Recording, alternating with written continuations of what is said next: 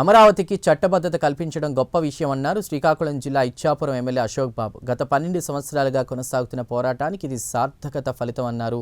ఇక ఆంధ్రప్రదేశ్కు అమరావతినే రాజధానిగా కొనసాగించాలనే ప్రజల ఆకాంక్షలకు ఇది ప్రతిబింబమని తెలిపారు. అందరికీ నమస్కారం. ఒక చరిత్రాత్మకమైనటువంటి ఘట్టం. మొట్టమొదటిసారిగా గత 12 ఏళ్లుగా పోరాటం చేస్తున్నటువంటి ఒక కార్యక్రమానికి సత్ఫలితం వచ్చినటువంటి రోజు. మొన్న 28వ తారీఖు మన రాష్ట్ర అసెంబ్లీలో తీర్మానం చేయటం, దాన్ని ఈరోజు ఉభయ సభలు అయినటువంటి పార్లమెంట్లో, లోక్సభ కానీ రాజ్యసభలో కూడా ఈ తీర్మానాన్ని ప్రవేశపెట్టడం, దానికి అన్ని పార్టీలు బలపరిచి మన ఆంధ్రప్రదేశ్కి అమరావతి రాజధానిగా ఉండాలి అని స్వాగతించడం చాలా ఘనమైనటువంటి పరిణామం. ఇది ఆంధ్రప్రదేశ్ ప్రజల ఆకాంక్షలు నెరవేరినటువంటి వేళ.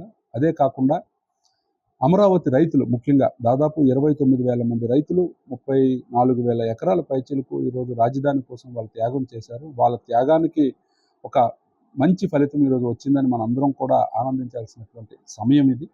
ముఖ్యంగా మీరు చూసినట్లయితే ఏదైతే రాష్ట్రానికి రాజధాని లేనటువంటి పరిస్థితి మీరు చూడండి. పార్లమెంట్లో అన్ని పార్టీలు అక్రాస్ ఆల్ పార్టీస్ ఈరోజు అటు తెలంగాణలో ఉన్నటువంటి కాంగ్రెస్ పార్టీ కావచ్చు, లేకపోతే బీఆర్ఎస్ పార్టీ కావచ్చు, లేకపోతే ఇతరత్ర పార్టీలు, దేశంలో ఉన్నటువంటి అన్ని రాజకీయ పార్టీలు కూడా ఈ బిల్లుకు మద్దతు ఇస్తే ఒక్క వైసీపీ పార్టీ మాత్రం ఈ బిల్లును వ్యతిరేకించినటువంటి పరిస్థితి మనందరం చూస్తున్నాం. అంటే పాత సామెత చెప్పినట్టు ఊరందరిది ఒకదారి అయితే ఉలికి పెట్టదు ఒకదారి అన్నట్టు జగన్మోహన్ రెడ్డి మొట్టమొదటి నుంచి ఆయన ఊసర వెళ్ళి రాజకీయాలు ఏ రకంగా చేశాడో మనందరం కూడా చూసాం.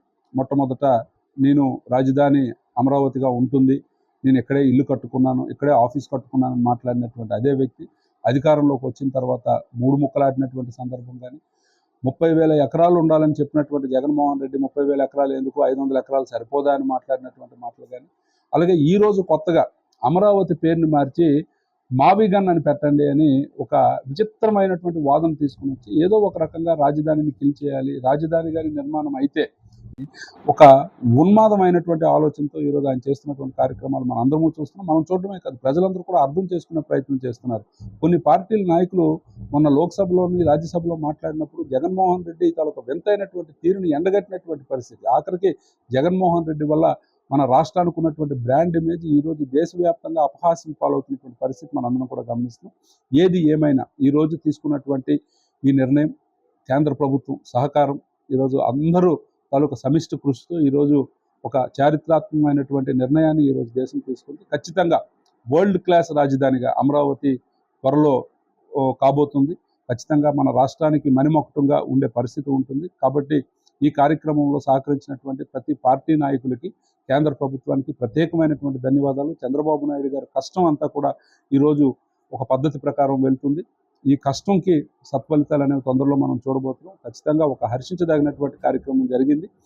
దీన్ని ప్రతి ఒక్క ఆంధ్రుడు కూడా, ఎందుకంటే 2 సంవత్సరాలు నిజంగా అక్కడ ఉన్నటువంటి రైతులు వాళ్ళు కాలినడకన మరి ఏదైతే న్యాయస్థానం నుంచి దేవస్థానం వరకు చేసినటువంటి కార్యక్రమం కావచ్చు, అరసవల్లి వరకు వాళ్ళు ప్లాన్ చేసుకున్నటువంటి యాత్ర కావచ్చు, మధ్యలో వాళ్ళు పడినటువంటి అవమానాలు, అప్పుడున్నటువంటి సోషల్ మీడియా వేదికగా వాళ్ళకి చేసినటువంటి అవహేళనలు, అది కాకుండా వాళ్ళని పోలీసులతో కొట్టించినటువంటి సందర్భాలు, ఎన్నో రకాల కష్టాలు అనుభవించి కూడా వాళ్ళు అమరావతి కోసం పోరాటం చేశారు. వాళ్ళ పోరాటం ఈరోజు ఫలించింది. ఖచ్చితంగా అద్భుతమైనటువంటి రాజధానిగా అమరావతి రాబోతుంది. ఇప్పుడు మీరు చూస్తున్నారు ఈ 2 సంవత్సరాల వ్యవధిలో చేయాలి అని చెప్పి ఈరోజు అన్ని బ్యాంకులకు సంబంధించినటువంటి లావాదేవీలు అక్కడ చేసేలాగా, లేకపోతే SRM లాంటి యూనివర్సిటీస్ తీసుకొచ్చే విధంగా కానీ ఈరోజు ఆయన చేస్తున్నటువంటి ప్రతి కార్యక్రమం కూడా అమరావతిని ఒక మార్గనిర్దేశం చేస్తూ ఈరోజు ముందుకు తీసుకెళ్తున్నటువంటి ఖచ్చితంగా హైదరాబాదులు, బెంగళూరుకి దాటి ఈరోజు ఒక అద్భుతమైనటువంటి రాజధాని మన రాష్ట్రానికి రాబోతుంది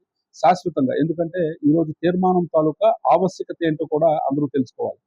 ఎందుకంటే గతంలో చంద్రబాబు నాయుడు గారు అమరావతిని ప్రకటించిన తర్వాత అప్పుడు మద్దతు తెలిపినటువంటి జగన్మోహన్ రెడ్డి అధికారంలోకి వచ్చిన తర్వాత మాట మార్చి 3 రాజధానులు అని ఒక కొత్త ఒరవడిని తీసుకొచ్చినటువంటి పరిస్థితి మనం చూసాం. సో ఒకవేళ వ్యక్తులు ముఖ్యం కాదు, వ్యవస్థలు ముఖ్యం అని నమ్మి ఈరోజు చేసినటువంటి ఈ తీర్మానం ఒకవేళ రేపు తెల్లవారు ఎవరు అధికారంలోకి వచ్చినా మార్చడానికి అవకాశం లేకుండా జరిగినటువంటి ఈ కార్యక్రమం చాలా అద్భుతమైనటువంటి కార్యక్రమం. ఖచ్చితంగా ఇది ప్రజల విజయం అని మనందరం అనుకోవాలి. సో ఖచ్చితంగా ఈరోజు అమరావతి రాజధాని మీద జరిగినటువంటి తీర్మానం ఈరోజు ఆంధ్రప్రదేశ్ గెలుపు, ఆంధ్రప్రదేశ్ ప్రజల గెలుపుగా నేను భావిస్తున్నాను.